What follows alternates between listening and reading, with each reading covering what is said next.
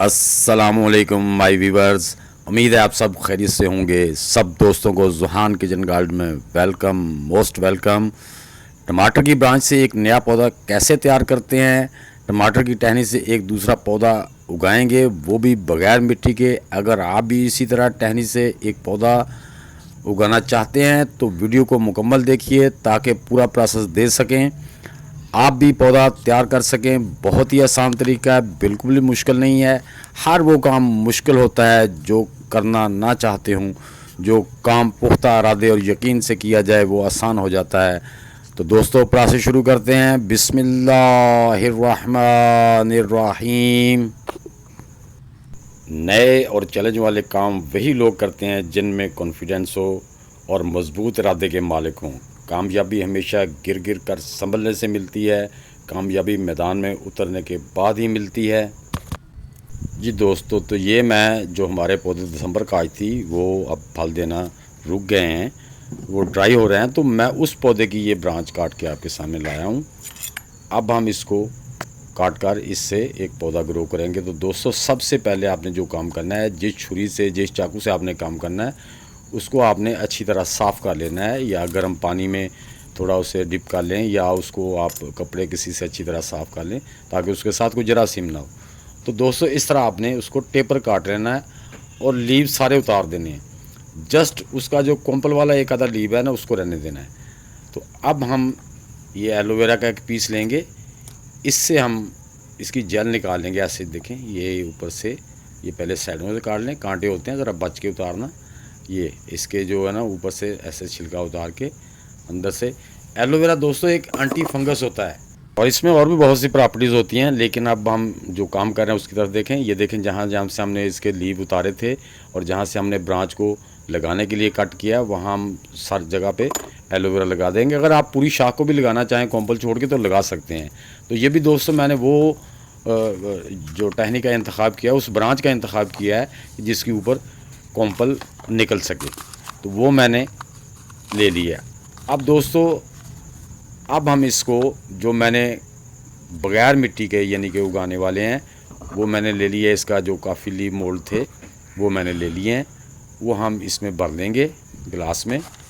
ये अपने गिलास में हम भर लेंगे। ये काफ़ी लीव मोल्ड हैं जो मैंने मोल्ड करके रखे हैं। इसकी वीडियो भी मेरे चैनल पे मौजूद है। ये बड़े ही आसान तरीके से जो हमारी चाय की पत्ती नहीं हम पीते और उसको फेंक देते हैं, उससे आप बेहतरीन NPK फर्टिलाइज़र बना सकते हैं।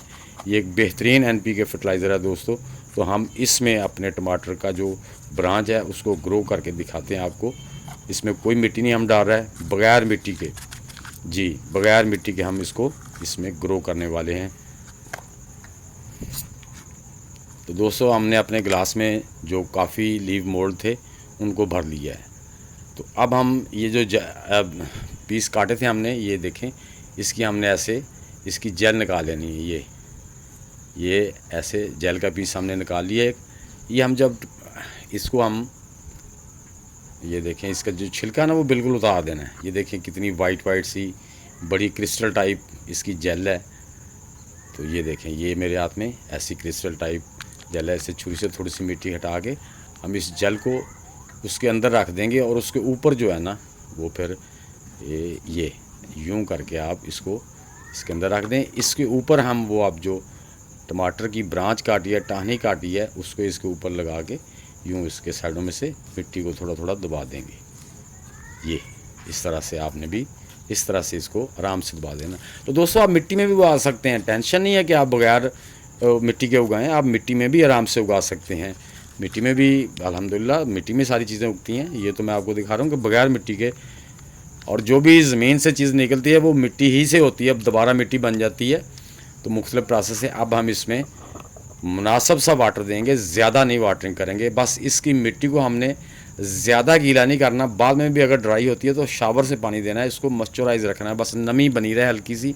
ज़्यादा पानी होगा मिट्टी के अंदर, ज़्यादा नमी होगी तो उससे क्या होगा कि हमारे पौधे के रूट डेवलप नहीं होंगे।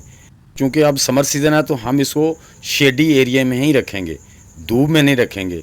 जब ये ग्रो कराएगा तो फिर हम इसको धूप में रखेंगे। दोस्तों ये देखें, ये 15 दिन के बाद हमारा पौधा माशाल्लाह कितने लीव इसने निकाल लिए हैं। नहीं दोस्तों, अभी नहीं, अभी तो आपने इसका देखना है। मैं आपको पूरे इसको निकाल के इसके रूट दिखाता हूँ आपको, आपके सामने। तो दोस्तों अभी जाना नहीं, वीडियो को देखना आगे, ताकि पता चले कि ये फेक नहीं है, सही है। ये देखिए, मैं इसको, इसके रूट बड़े जमे हुए हैं, निकल नहीं रहा। इसको हम ग्लास को थोड़ा सा ना साइडों से ऐसे दबाएंगे, ताकि वो जो हमारा ग्रोइंग मीडिया है वो ज़रा सौगी हो जाए, नरम हो जाए। ताकि ये देखें, दबा दबा के इसको साइडों से। तो ये देखें दोस्तों, ये आराम से, वाह जी वाह, अल्हम्दुलिल्लाह, माशाल्लाह जी। ये विद रूट, ये देखें, माशाल्लाह माशाल्लाह माशाल्लाह माशाल्लाह, अल्हम्दुलिल्लाह। फ़बिअय्यि आलाइ रब्बिकुमा तुकज़्ज़िबान, सुबहान अल्लाह सुबहान अल्लाह। ये देखें दोस्तों, ये देखें माशाल्लाह, कितने ज़्यादा रूट्स हैं इसके। तो मैं अभी नहीं दोस्तों, अभी मैं आपको पानी से धो के भी दिखाता हूँ। देखें, मैं अभी पानी से धो के आपको दिखाता हूँ कि ये देखें माशाल्लाह रूट कितने अच्छी तरह, ये देखें, सुबहान अल्लाह सुबहान अल्लाह सुबहान अल्लाह। ये देखें, ये रूट है। तो अभी दोस्तों हम इसको बड़े पॉट में नहीं शिफ्ट करने वाले, अभी दोबारा हम इसी में लगा देंगे। तो इंशाल्लाह तैयारी करके उसमें लगाएंगे, इसका भी रिज़ल्ट चेक करेंगे शेडिये में रख के। तो दोस्तों ये देख लें, ये रूट आपके सामने है। क्योंकि जितना आपका मीडिया सॉफ्ट होगा, सोगी होगा, उतने ही रूट बड़े अच्छे तरीके से डेवलप होंगे। तो ये देख लें माशाल्लाह, मेरे हाथ पे पड़ा है और इसके कितने ज़्यादा रूट हैं।